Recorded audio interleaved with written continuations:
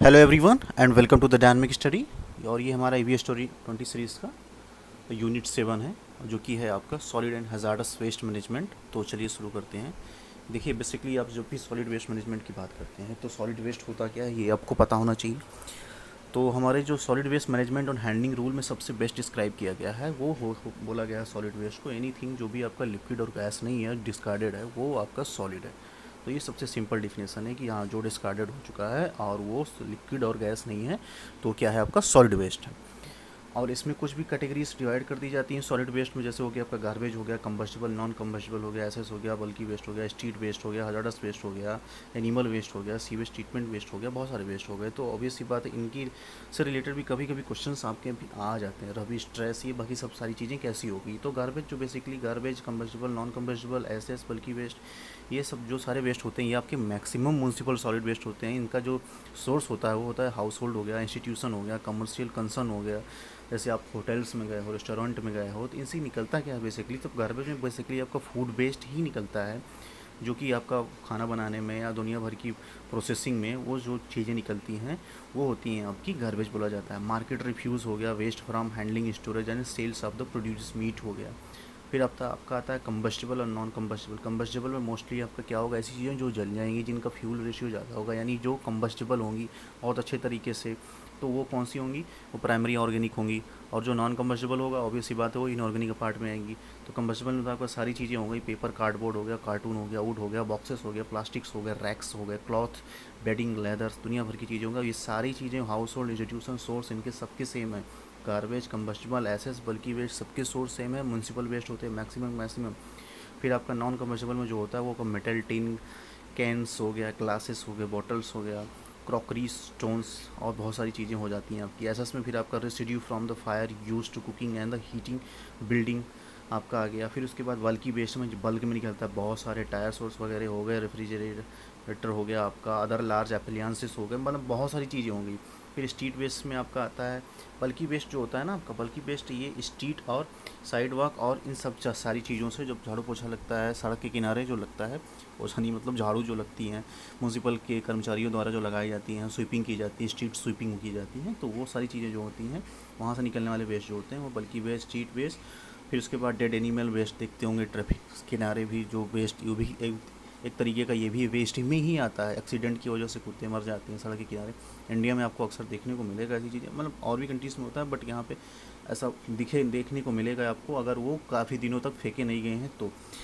फिर आपका abandoned vehicles हो गए, जो ऑटोमोबाइल्स पड़े रहते हैं, स्पेयर पार्ट्स, जैसे आप देखोगे कोई क्या कहते हैं गैराज हो गया, वहाँ पे पड़े हुए हैं। मैक्सिमम देखोगे पुलिस स्टेशन में जो जब्त कर ली जाती गाड़ी वहाँ पे पड़ी रहती हैं, वो पड़े पड़े सड़ जाती हैं एक तरीके से, वो भी एक तरीके का वेस्ट ही है। फिर उसके बाद आपका कंस्ट्रक्शन एंड डिमोलिशन वेस्ट होता है। दुनिया भर की डेवलपमेंट्स के नाम पे जो तो बिल्डिंग्स बन रही हैं, कंस्ट्रक्शन हो रहे हैं, उनसे निकलने वाले जो वेस्ट होता है आपका, वो सारी चीज़ें, roofing, sheeting scrap, rubbers, broken concrete, plaster, pipes, wire, insulation, बहुत सारी चीज़ें होती है, सारी चीज़ें होती हैं कंस्ट्रक्शन एंड डिमोलिशन साइड से निकलती हैं। फिर इंडस्ट्रियल वेस्ट होता है। इंडस्ट्रियल वेस्ट में आपको सॉलिड वेस्ट कहाँ से निकलते हैं, इंडस्ट्रीज़ जो भी मैन्युफैक्चरिंग करती है, जो भी प्रोडक्ट बनाती है, उस प्रोडक्ट को बनाने में जो भी प्रोसेस होता है, उस प्रोसेसिंग से निकलने वाले वेस्ट या फिर एज अ बाई प्रोडक्ट जो भी निकलता है, वो चीज़ें होती हैं आपकी industrial waste. Such as a food processing waste हो गया, बॉयलर हाउसेस से सिंडर वुड हो गया, plastic and the metal scrap shavings हो गया, ये फैक्ट्रीज, पावर प्लांट, हर जगह से निकलने वाली चीज़ें होंगी।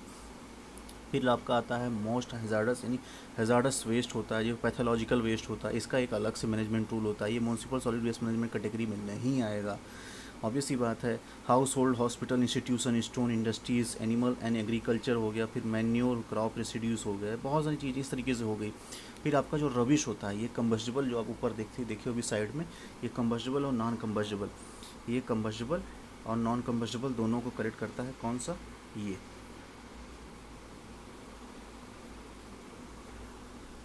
तो ये आपका जो होता है ये दोनों चीज़ों को कवर करता है, यानी आपका जो रविश हो गया वो packaging material, bottle, yard, trimming, plastic as so far, both combustible and non combustible solid waste are included, but rubbish does not include garbage. क्या करता है, गार्बेज को इंक्लूड नहीं करता। और ट्रैश क्या होता है, ट्रैश जो होता है वो रबिश का ही कंबस्टिबल पार्ट होता है। क्या होता है, ट्रैश जो है रबिश का ही कंबस्टिबल पार्ट होता है, उसको बोल दिया जाता है, बोला ये ट्रैश है, ये रबिश है, ऐसा don't be rubbish, something like that, ऐसे वर्ड भी यूज़ किए जाते हैं। तो अब फिर क्या होता है बेसिकली, अब जो मेन कॉन्सेप्ट होता है हमारे यहाँ वेस्ट जनरेशन का, वो होता है कि हमने वेस्ट को जनरेट किया। वेस्ट जनरेशन, कुछ भी काम कर रहे हो, आप खा रहे हो, पी रहे हो, चल रहे हो, मार्केट में कुछ परचेज़ कर रहे हो, कुछ भी कर रहे हो, यानी म्युनिसिपल सॉलिड वेस्ट का जनरेशन हुआ।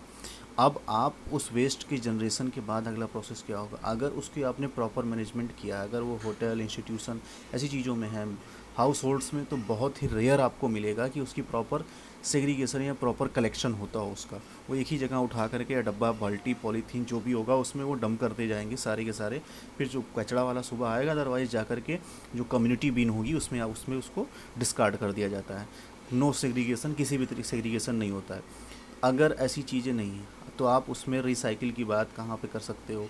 तो लेकिन बताया क्या जाता है कि हाँ, म्युनिसिपल सॉलिड वेस्ट जनरेट हुआ, या तो आप उसको रिसाइकिल करो या तो कंपोस्टिंग करो।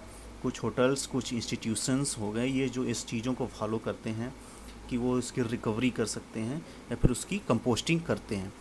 इन सब चीज़ों के बाद अगर आपने रिकवरी करने के लिए उसको सेग्रीगेट किया, कंपोस्टिंग करने के लिए प्रॉपर सेग्रीगेशन ज़रूरी है। अब ऑर्गेनिक मैन्यू, ऑर्गेनिक चीज़ें उसमें होनी चाहिए। अब उसमें प्लास्टिक बॉटल को आप कंपोस्ट नहीं कर सकते, ऑब्वियस सी बात है, सिंपल सी चीज़ है। तो वेस्ट प्रॉपर सेग्रीगेशन होना चाहिए, अदरवाइज़ उसकी कंपोस्टिंग भी नहीं होगी और रिसाइकलिंग भी नहीं हो पाएगी बढ़िया से। तो इन सब सेग्रीगेशन के बाद अगर सेग्रीगेशन कर लोगे वेस्ट का, तो उसके बाद जो भी मटेरियल आपका आएगा कि हाँ अब इसकी रिसाइकलिंग नहीं हो सकती, ये इतना रिसाइकलिंग का हो गया और ये कंपोस्टिंग हो गया और इतना बच गया आपके पास, फिर उसके बाद उसको डिस्कार्ड करोगे कहाँ पे, आफ्टर रिसाइकलिंग।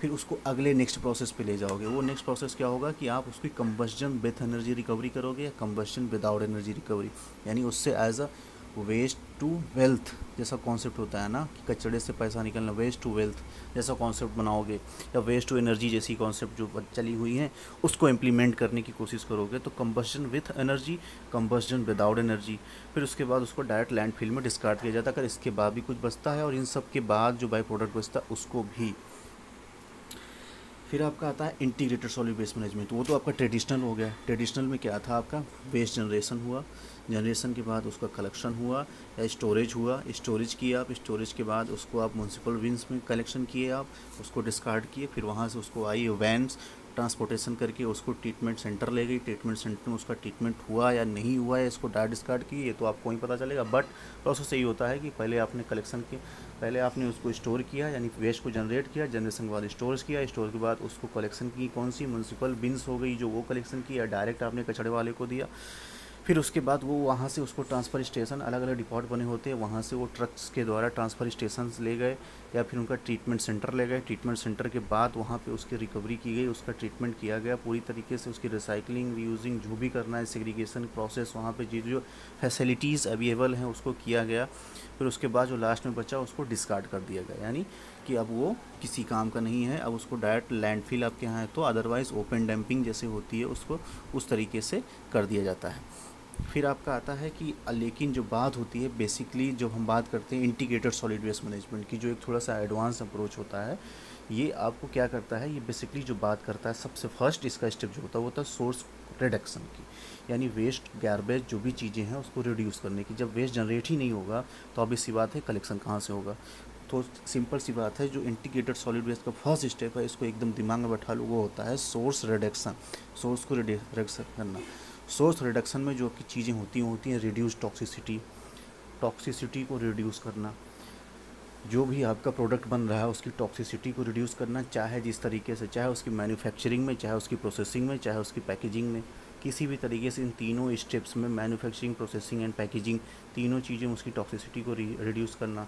लेस पैकेजिंग करना, कम, जितनी कम हो सके उतनी पैकेजिंग करो, कम करो, मतलब एक तरीके से प्लास्टिक के कम करो, कार्डबोर्ड जो यूज़ करते हो उसको कम करो। अभी एनजीटी ने ही अमेज़न और फ्लिपकार्ट्स को भी वार्न किया है और उसको नोटिस भेजा है कि आप अननेसेसरी की किसी भी तरीके की पैकेजिंग ना करिए। जो एक छोटे से प्रोडक्ट के लिए आप इतना बड़ा उसकी पैकेजिंग करके भेजते हो, जो एक निकलता है उसमें छोटा सा चीज़, और उसके में प्लास्टिक के ऊपर रैप, फिर उसके बाद फिर उस पर से कार्डबोर्ड, फिर उसके ऊपर से भी प्लास्टिक्स, इतनी सारी होती हैं उसकी पैकेजिंग।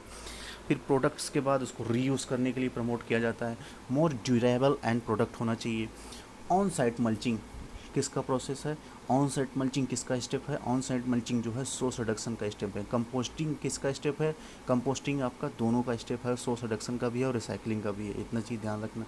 रिसाइकलिंग में क्या होता है, कलेक्टिंग करना, मतलब अच्छे तरीके से उसका कलेक्शन बार बार करते रहो आप। कलेक्शन एक तरीके से करोगे, जब प्रॉपर कलेक्शन होगा तभी तो रिसाइकलिंग होगी। फिर processing using recycled material in a products, बहुत सारे रिसाइकल्ड मटेरियल्स की शॉप्स भी खोलने लगी हैं कि हाँ ये रिसाइकल मटेरियल से बना हुआ है। थोड़ी सी उसकी ब्यूटी कम होती है, लोग कम प्रेफर करते हैं उसको, बट कोई ऐसा इशू नहीं होता उसमें, वो भी बढ़िया होती हैं। फिर उसके बाद कंपोस्टिंग बात हुई हो गई, फिर डिस्पोजल, कंबस्टन विथ एनर्जी, उसके बाद लैंडफिल, फिर इंसिनेशन विदाउट एनर्जी, ये चीज़ें हो गई आपकी। अब देख ही सकते हो ये इमेज में किस तरीके से इंटीग्रेटेड सॉलिड वेस्ट मैनेजमेंट और सॉलिड वेस्ट मैनेजमेंट को ईजिली तरीके से डिफाइन किया गया है। वेस्ट रिडक्शन की बात कर दी गई है एकदम स्टार्टिंग में ही, मोस्ट प्रायोरिटी दी गई है इसको। फिर उसके बाद हम आते हैं कि हाँ चलो कुछ कुछ सिर्फ इम्पॉर्टेंट चीज़ों की बात करेंगे हम सारी यूनिट्स में, फालतू चीज़ों की कुछ नहीं, जो भी चीज़ें हैं बस इम्पॉर्टेंट ही हैं।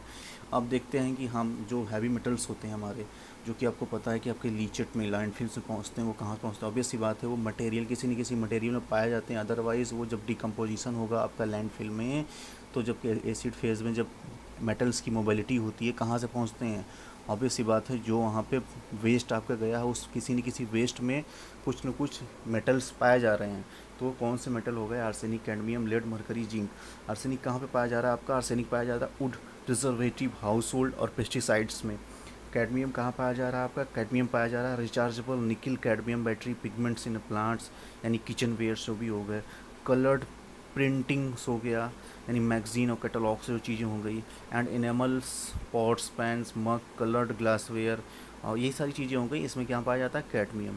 लेड कहाँ पाया जा रहा है आपका, automobiles, batteries, solders, plumbing, gutters, electronic, food cans, pigments and stabiliser, इन सब चीज़ों में कहाँ से पाया जा रहा है, लेड पाया। मरकरी कहाँ पाई जा रही है, बैटरीज में, फ्लोरोसेंट बैटरीज में, तो सब पाया जा रहा है। मतलब एक तरीके से कैडमियम, लेड और मरकरी अगर स्पेसिफाइड करके नहीं दिया आपके ऑप्शन में, बैटरी दिया है तो तीनों ऑप्शन, जैसे 2019 के एक ऐसा क्वेश्चन था जिसमें 2 ऑप्शन को सही माना गया था। जिंक में क्या है, flash light batteries rubber product, flash light batteries rubber product. फिर उसके बाद देखते हैं ये एक तरीके का, देखो सॉलिड वेस्ट मैनेजमेंट की पहले ये बात होती कि हाँ वेस्ट निकल रहा है, वेस्ट निकल रहा है, वेस्ट निकल रहा है, और कोई बात नहीं होती थी, इतनी कचरा फैल रहा है चारों तरफ, नॉन बायोडिग्रेडेबल वेस्ट है, यही सब चीज़ें उसकी प्रॉब्लम होती थी। बट अब जो मेजर कंसर्न लेकर किया जा रहा है वो हो रहा है इसी से निकलने वाली ग्रीन हाउस गैसेस, बहुत बड़ा कंट्रीब्यूशन हो रहा है। मेथेन निकल रहा है जो कि आप जानते हो 23 मॉलिक्यूल्स आपके carbon equal to 1 molecules of the carbon, क्या कहते हैं, मेथेन, इतनी उसकी ग्लोबल वार्मिंग पोटेंशियल होती है बहुत ही ज़्यादा।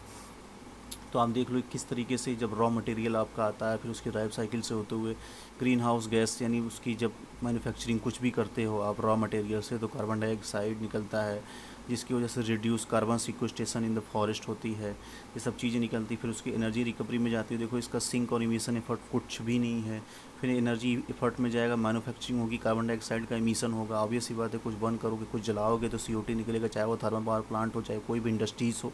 फिर वहाँ से फिर उसके बाद अगर आप उसको रीयूज़ करते हो, कुछ प्लानिंग कर करके उसकी रिसाइकलिंग की बात कर देते हो यहीं पे, और फिर से उसको भेजते हो क्या कहते हैं कि फैक्ट्रीज़ में रिसाइकलिंग करने के बाद, तो आप बहुत सारी चीज़ें फॉसिल फ्यूल को बचाने के बाद आप क्या करते हो, फॉरेस्ट कार्बन सिक्वेस्टेशन को इंक्रीज़ करते हो, कि ऑब्वियस सी बात है यही सिंक और इमिशन की बात होगी। फिर वेस्ट मैनेजमेंट में आपका कंपोस्टिंग, कंबस्जन और लैंडफिल जैसी चीज़ें जब आती है, एनर्जी में बात करेंगे हम, तीनों एनर्जी रिकवरी जैसी प्रोसेस हैं, तो सब में आपका कंपोस्टिंग में आपका कार्बन डाइऑक्साइड जैसी चीज़ें एनर्जी और रिलीज हो रही हैं, बस आप कार्बन स्टोरेज इन सॉइल में आप इम्प्रूव कर रहे हो, कार्बन इम्प्रूव हो रहा है वहाँ पे। फिर कंबस्टन क्या हो रहा है कि आपका नाइट्रस ऑक्साइड और कार्बन डाइऑक्साइड हो रहा है। फिर आपका क्या हो रहा है, लैंडफिलिंग में मेथेन्स जैसी चीज़ें निकल रही हैं, अगर ओपन डंपिंग है तब भी निकलेगा, ओपन डंपिंग नहीं है तब भी निकलेगा। आप डिफाइन कर रहा है कि आप किस बेसिस पे उसकी लैंड फिलिंग कर रहे हो, लैंड फिलिंग ही आपको किस तरीके से क्या उसकी एनर्जी रिकवरी कर पा रहे हो, आप गैस को ट्रैप कर पा रहे हो, नहीं कर पा रहे हो, डायरेक्ट ऐसे ओपन डंपिंग करके भेज दे रहे हो और सारी चीज़ें एटमॉस्फेयर में खुली तरीके से घूम रही हैं, ये सारे प्रोसेस होते हैं इसके।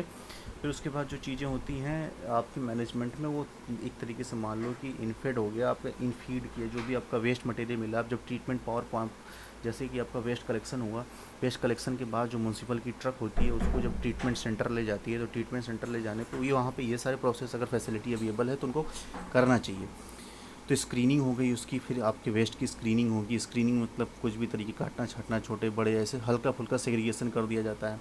फिर उसके बाद श्रेडर में उसको डाल दिया जाता है, श्रेडर उसको क्या करता है, छोटे छोटे पार्टों में डिवाइड करता है। फिर मैग्नेटिक स्टरर हो गया, सॉरी मैग्नेटिक स्टरर नहीं, मैग्नेटिक पार्ट हो गया आपका ये, अब किस तरीके से मैग्नेट लगा हुआ है, वेस्ट आएगा जो भारी वेस्ट होगा, और नॉन फेरस पार्ट होगा, जो नॉन फेरस होगा और सीधा क्या कहते हैं आपका इस कैटेगरी में चला जाएगा, और जो फेरस वाला पार्ट होगा वो इस कैटेगरी में जाएगा। देख ही रहे हो ना, क्योंकि इस मैग्नेट से निकलते हुए वो पार्ट चिपकते हुए इधर जाके गिरेगा, कुछ थोड़ी दूर पे जाके गिरेगा जहाँ पे उसका मैग्नेटिक फील्ड बना हुआ है। तो ऐसा बनाया गया है कि वो अलग बॉक्स में गिरेगा, वो अलग बॉक्स में, इस तरीके से भी उसको आप सेपरेट कर सकते हो।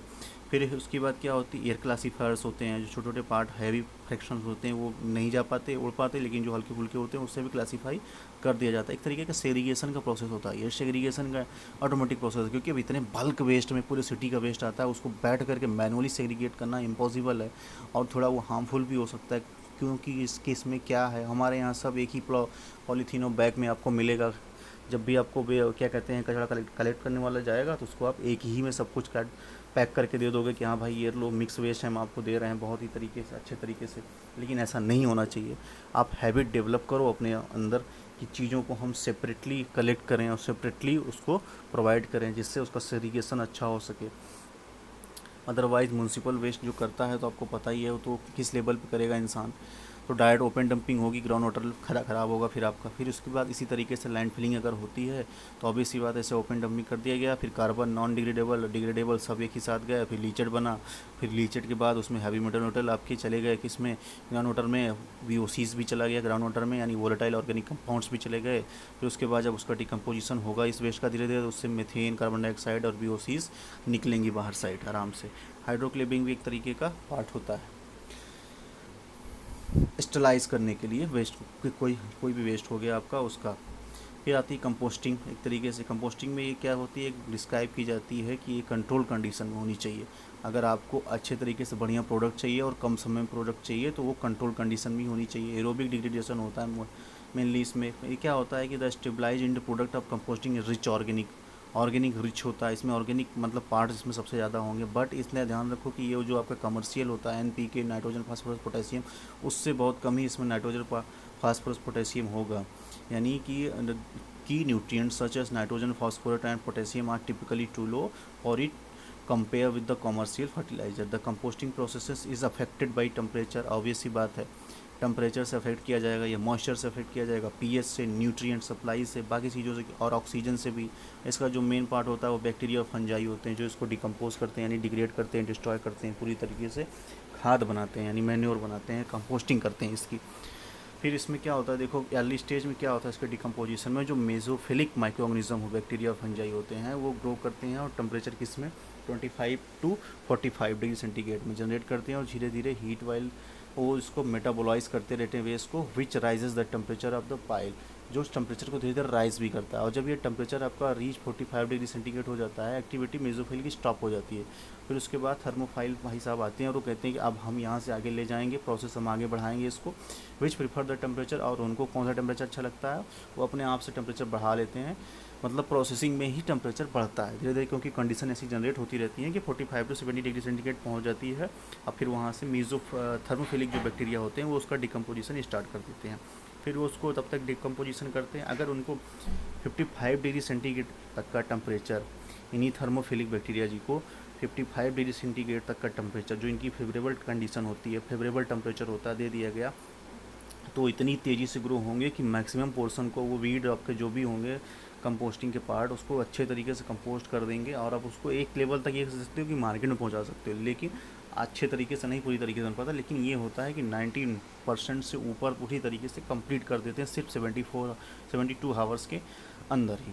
Most pathogen and weed will be destroyed, making more marketable and end product. Eventually the nutrient supply drop. अब फिर उसके बाद धीरे धीरे क्या होता है कि न्यूट्रिएंट सप्लाई बंद हो जाती है। जब न्यूट्रिएंट सप्लाई बंद हो जाएगी तो थर्मोफिलिक मर जाएंगे, थर्मोफिलिक बैक्टीरिया जब उनको खाने को नहीं मिलेगा तो ऑब्वियस सी बात है उनकी कहानी खत्म हो जाएगी। The temperature falls and mesophilic micro organism once again dominate. फिर जो मेसोफाइल होगा वो फिर से एक बार डोमिनेट करेगा, और उसको तब तक धीरे धीरे बनाता रहेगा जब तक कि एंड प्रोडक्ट आपका फॉर्म नहीं हो जाता बढ़िया से, आपका मैन्योर यानी कंपोस्ट फॉर्म नहीं हो जाता, बन नहीं जाता। अब इस बेसिकली जब भी हम बात करते हैं तो कार्बन और नाइट्रोजन के रेशियो की बात करते हैं, जब भी किसी भी तरीके के कंपोस्ट की बात करते हैं तो इसमें हाई कार्बन कंटेंट जो होता है, जो हाई कार्बन और high nitrogen, high carbon content जो होता है वो होता है कार्बन स्टॉक्स, फॉलिएज हो गया आपका। फिर आपका सबसे ज़्यादा देख ही रहे हो कि सबसे ज़्यादा इसमें सॉ डस्ट का दिखा है, 50:1 रेशियो में है, मिक्स्ड, इसमें सबसे ज़्यादा कार्बन होगा, यानी नाइट्रोजन बहुत ही कम है। मिक्स्ड म्युनिसिपल सॉलिड वेस्ट हो गया आपका 50 to 60 होता है। ड्राई लीव्स वीड हो गया। फिर उसके बाद हाई नाइट्रोजन कंटेंट में आपका देखो काऊ मैन्योर, गाय माता जी आ गई, इसकी जो खाद होता है इसमें 18:1 होता है। फूड स्क्रैप हो गया 50:1 हो गया। ग्रास क्रीम्स ह्यूमस में आपका 10:1 हो गया। फ्रेश लीव्स में 30 to 40:1 हो गया। और नॉन लेग्यूम वेजिटेबल्स में 12:1 हो गया। लेग्यूम होगा तो ऑब्वियसली बात उसमें नाइट्रोजन फिक्सेशन कंडीशन अच्छी होती है, उसमें ज़्यादा होता है। फिर आपके हम आते हैं mass burn and refuse derived fuel पे, यानी आरडीएफ की बात करते हैं। आरडीएफ देखो एक तरीके से कोयले की तरह ही होता है, कोयले की तरह पार्ट करते हैं। जो वेस्ट होता है उसको पैलेट फॉर्म में बना दिया, छोटे छोटे पार्ट में डिवाइड करके उसको पायलट फॉर्म में बना दिया जाता है, जिसको पैलेटाइजेशन भी बोला जाता है। तो रिफ्यूज ड्राइव फ्यूल वही होते हैं आपके, जैसे कि म्युनिसिपल मिक्स्ड फीड इनको मिला, फिर उसके बाद वो श्रेडर में गया, फिर उसके बाद मैग्नेटिक सेपरेटर हुआ, उसका मैग्नेटिक सेपरेटर के बाद सॉर्टर हुआ, मतलब एयर क्लासीफायर भी लगाया गया उसको। इस सब चीज़ों के बाद वो सीधा साइक्लोन में गया, उनका जो चैम्बर होता है लाइट वेट और ड्राई वेट में, फिर उसको वो पैलेटाइजेशन प्रोसेस के थ्रू पायलट फॉर्म में बना देते हैं, छोटे छोटे पायलट जो होते हैं, जो कि आपका एक रिफ्यूज डिराइव्ड फ्यूल हो जाता है, यानी रिफ्यूज से डिराइव किया गया फ्यूल हो जाता है वो।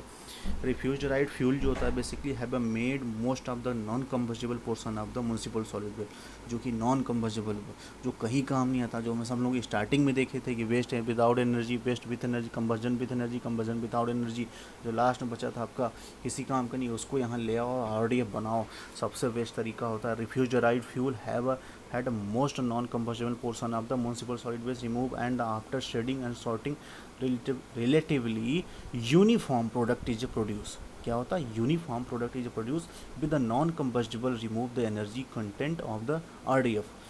अब इसमें देखेंगे obviously higher than the unprocessing municipal solid waste, the typical range of the heat value municipal solid waste रफली कितना होती है 3500 to 6500, यानी 8000 किलो जूल से 15000 किलो जूल तक, 8000 to 15000 किलो जूल पर ग्राम। एक किलोग्राम में आपका 8000 से 15000 किलो जूल तक मिल रहा है।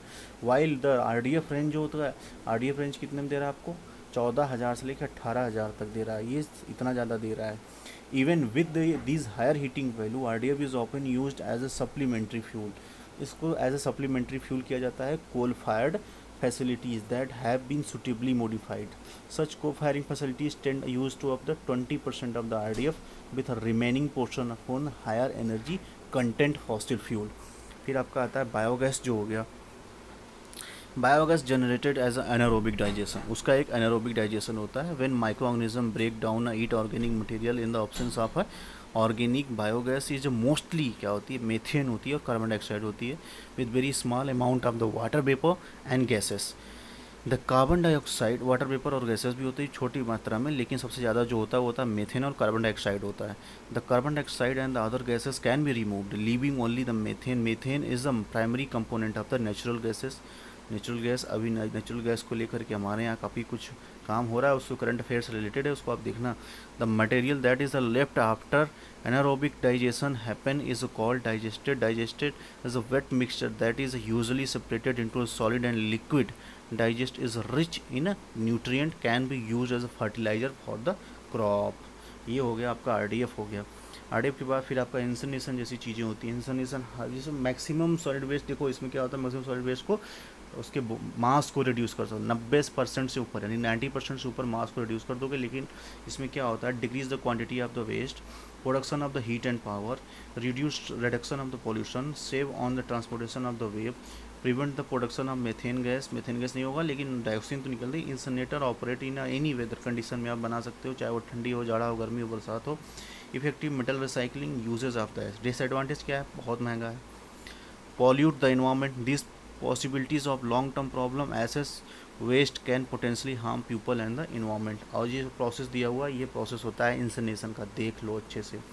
पायरोलिसिस आता है। फिर pyrolysis the process heating organic material in high temperature in the absence of oxygen, यानी आप ऑक्सीजन नहीं है, ऑक्सीजन नहीं है तो ऑब्वियस बात से कंबस्जन सही से नहीं होगा। कंबस्जन सही से नहीं होगा since no oxygen present the organic material does not combust, instead the chemical compound that is cellulose hemicellulose and lignin that make up the material decompose into the combustible gas and the charcoal. Pyrolysis में क्या होता है, जो gases form होती है liquid, gas and solid. Bio oil में क्या होगा, come from the combustible gases of the process which are condensed into a liquid. Bio oil can be used as a low grade diesel oil.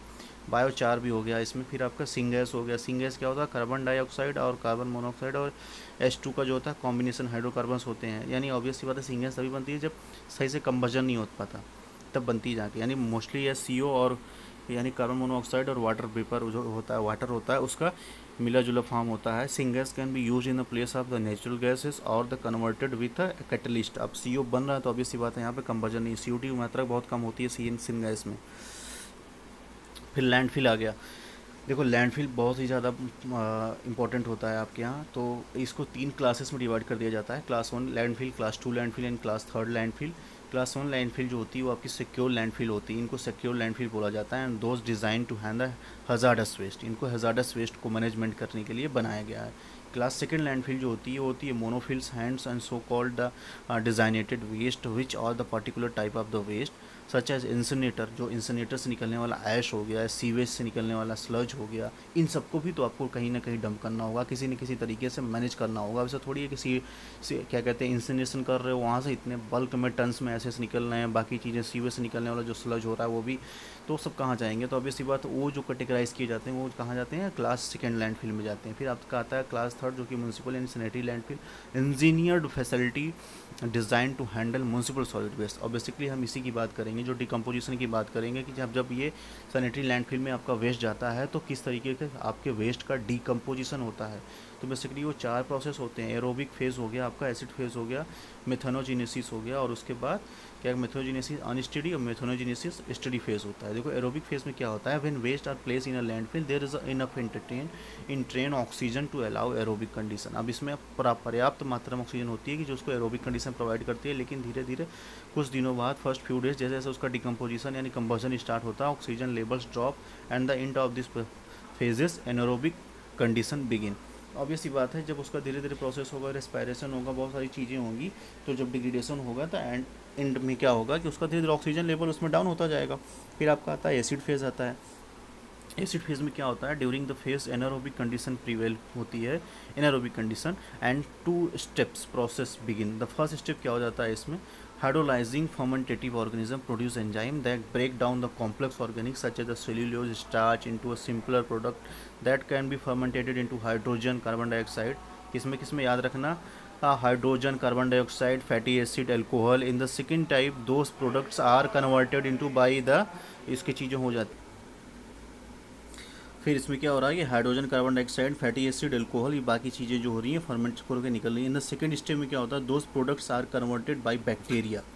ये सारी चीज़ें क्या होती है, bacteria के द्वारा आर कॉल्ड एसिटोजेंस। एसिटोजेंस जो बैक्टीरिया, पहला तो फर्मेंटेशन प्रोसेस हो गया। फर्मेंटेशन प्रोसेस में यानी hydrolysing fermentative organism produce enzyme that break down the complex organic, जो उसको ब्रेक डाउन करते हैं कॉम्प्लेक्स ऑर्गेनिक को, such as cellulose starch into a simpler products can be fermented into a hydrogen carbon dioxide and fatty acid. फिर उसके पास second process होता है वो एसिटोजेंस का प्रोसेस होता है, दैट कॉल्ड एज, जो बैक्टीरिया होते हैं उनको एसिटोजेंस बोला जाता है, into simpler organic acid typified by acetic acid यानी CH3COH as these acid from the pH of the leached drop। obvious सी बात है pH जो होगा ड्रॉप कर जाए, क्योंकि एसिड फॉर्म हो रहा है ना, तो एसिड फॉर्म होने से pH ड्रॉप हो जाएगा, which can allow a heavy metals to be solubilised. अब यहीं से जो आपका दुनिया भर के प्रोडक्ट आए हुए थे, आर्सेनिक का, कैडमियम का, लेड का, जिंक का, वो सारी चीज़ें मोबिलाइज हो जाएंगी, सोल्यूबलाइज होने लगेंगी। और वो 10 CO2 concentration in the waste rises a small amount of the hydrogen gas यानी H2B प्रोड्यूस। अब वो यहीं से जो लीचेड में जाता है वो यहीं से जाता है।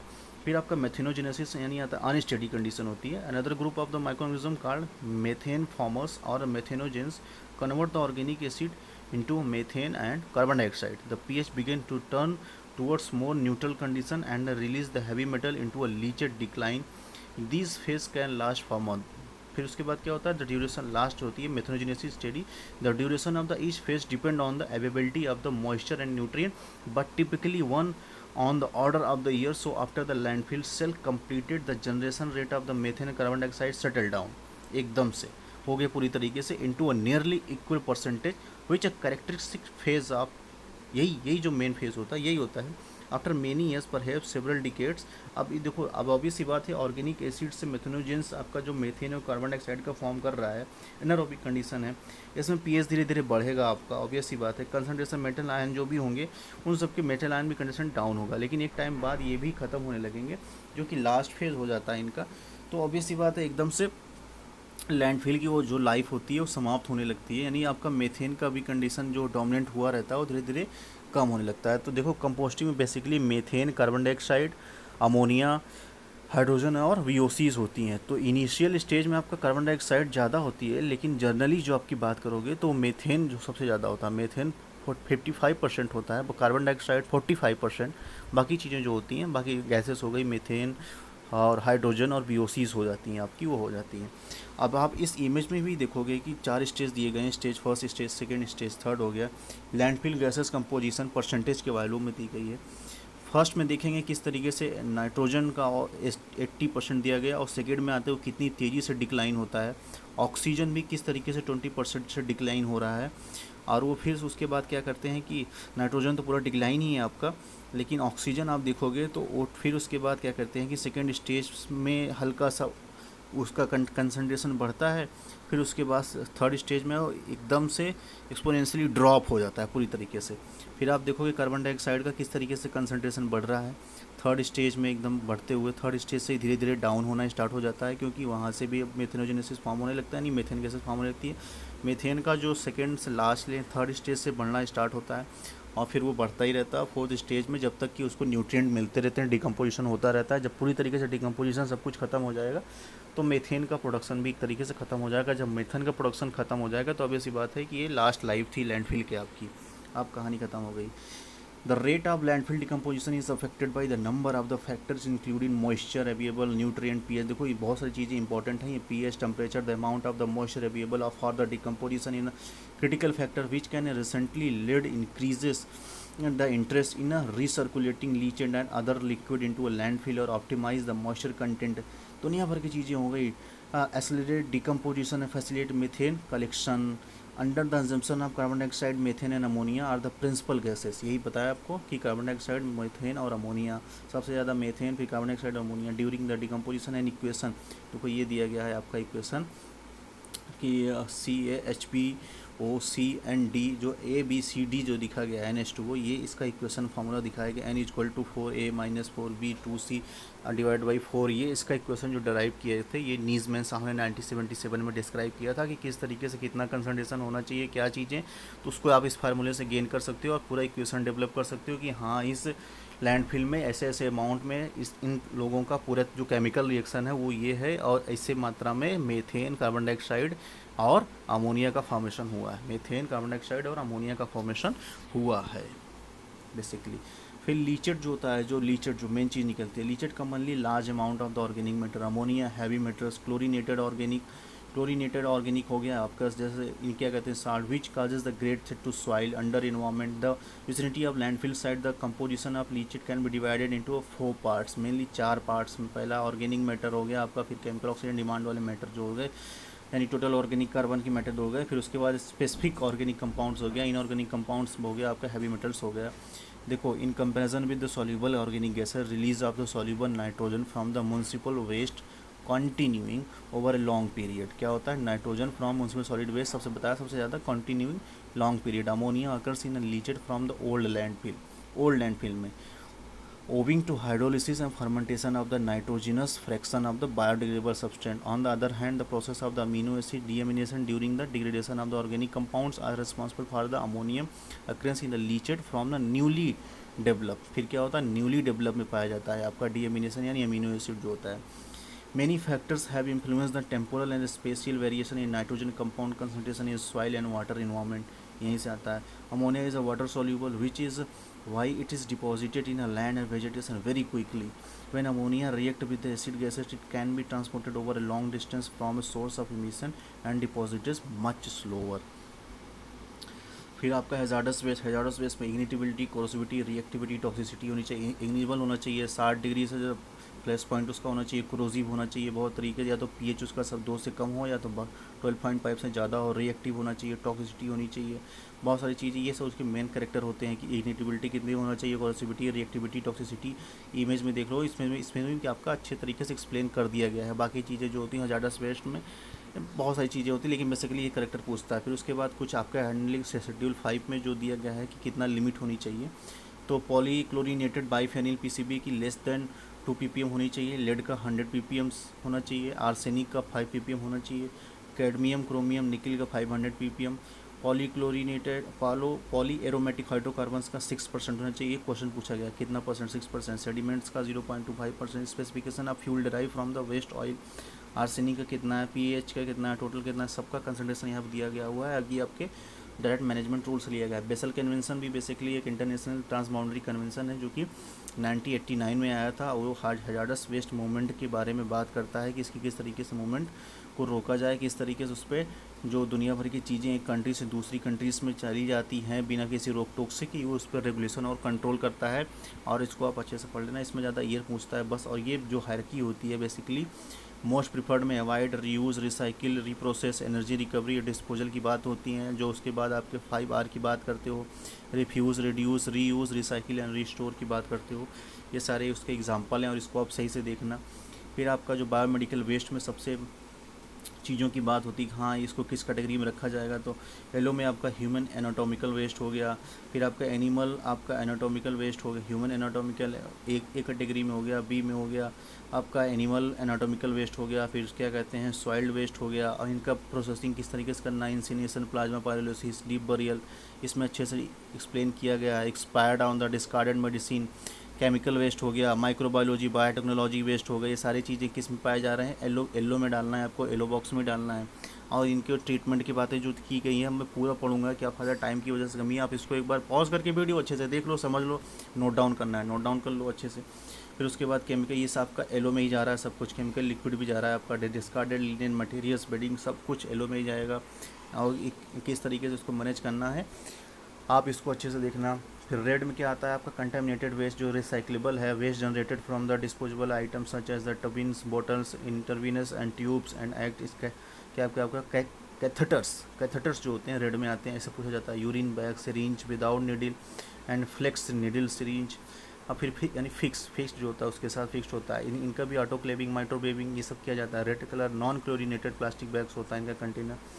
और फिर उसके बाद आपका वाइट आता है जिसमें आपका वेस्ट, शार्प और बहुत सारी चीज़ें इंक्लूड की जाती है। क्या क्या होती हैं, needle, syringe with the fix needle from the needle tip, बहुत सारी चीज़ें होंगी। ऑटोक्लेविंग, ड्राई हीट इनका वो होता है, ट्रीटमेंट पॉइंट होता है। ब्लू में क्या पे ग्लासवेयर आ गया, ब्रोकन और discarded and contaminated glasses including medicine and mobile. अपॉलिसिस आ गई, इसमें बहुत सारी चीज़ें आ गई जिसमें डिसइंफेक्शन कर दिया जाता है इनका। देखो disposal by the deep burial is permitted, कहाँ पे किया जाता है, ओनली अ रूरल और remote area where there is a no access of the common bio medical waste treatment facility. This will carried out with the prior approval लिया जाता है from the prescribed authority and as per the standard specific in schedule 3 में जो describe किया गया है। इसके लिए आप बायोमेडिकल वेस्ट हैंडलिंग रूल उसको पढ़ो। The deep burial facility shall be located as per the provision and guideline issue by the CPCB from the time to time, जो चेंज होती रहती है उसको मैनिपुलेट करते रहते हैं। उसको आप पढ़ लेना अच्छे से।